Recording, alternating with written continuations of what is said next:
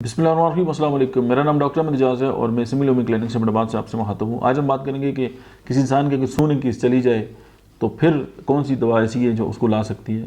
بہت ساری ادویات ہیں،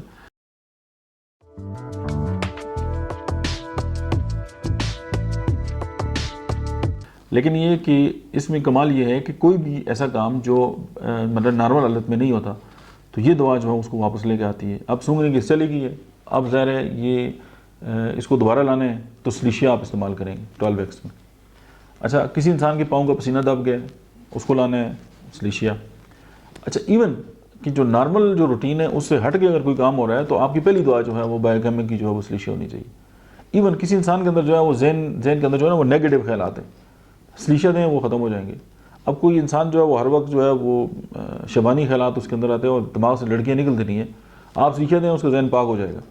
اس کی یہ نارمل آپ یہ کر کے دیکھیں اور آپ حیران ہوں گے اور آپ سوچیں گے یار ایک دوا جو ہے وہ خیالات کو کس طرح درست کر سکتی ہے۔ ظاہر ہے انڈوکرائنالوجی اور یہ خیالات بھی ظاہر ہے کسی ہماری باڈی کے کسی سینٹر سے ہی پیدا ہوتے ہیں، برین کے اندر سے، تو اس پہ بھی ایڈریس کرے گی۔ اور سلیشیا کے اندر یہ کمال ہے کہ آپ کی باڈی کے اندر کوئی بھی ایسی چیز جو باڈی کے لیے ہارمفل ہے وہ اس کو آؤٹ کر دیتی ہے، چاہے وہ فزیکل ہو یا فزیکل نہ ہو۔ تو جس طرح نیگیٹو خیالات ہیں آپ اس پہ بھی سلیشیا کو آزما کے دیکھیں۔